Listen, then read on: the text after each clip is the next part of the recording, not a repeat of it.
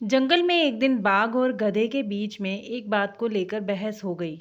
बात ये थी कि गधा बाघ से कह रहा था कि घास नीली है, और बाघ उन्हें ये समझा समझा कर थक गया था कि नहीं भाई, घास नीली नहीं हरी है।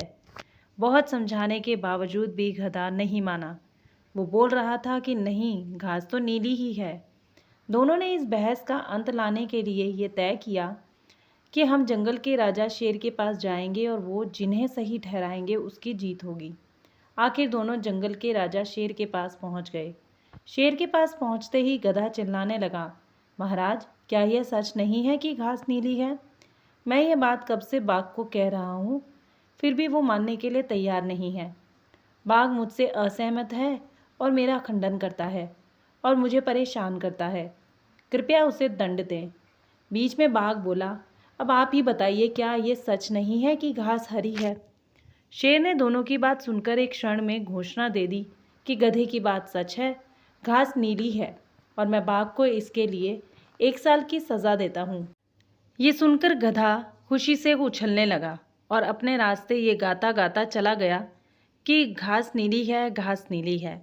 बाघ ने अपनी सज़ा तो स्वीकार कर ली, लेकिन वो शेर से पूछने लगा कि महाराज, आपने मुझे दंड क्यों दिया?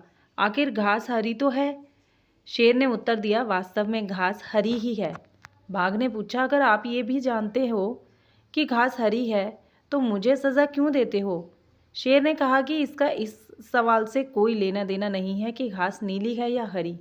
मैंने तुम्हें सज़ा इसलिए दी है कि तुम्हारे जैसे बहादुर बुद्धिमान प्राणी गधे से बहस करने लगा और अपना समय बर्बाद कर रहा था, और ऊपर से आकर मुझे उस सवाल से परेशान कर रहे हो। तुम्हें सज़ा इसलिए ही मिली है क्योंकि तुमने इतने बुद्धिमान होने के बावजूद भी गधे जैसे प्राणी से बहस की। मॉरल: मूर्ख लोगों से बहस कभी नहीं करनी चाहिए। वो लोग सच क्या है ये जाने बिना ही केवल अपनी बात को सही साबित करने में लग जाते हैं। ऐसे लोगों से बहस करने में हमारे समय की ही बर्बादी होती है। जब अज्ञान चिल्लाता है तो बुद्धि चुप हो जाती है। आपके मन की शांति का अधिक मूल्य होता है। तो दोस्तों, ये वीडियो आपको कैसी लगी कमेंट सेक्शन में ज़रूर बताना। वीडियो को प्लीज़ लाइक कीजिएगा और मेरे चैनल पे नए आए हैं तो चैनल को सब्सक्राइब भी आप ज़रूर कीजिएगा। आपका बहुत बहुत धन्यवाद।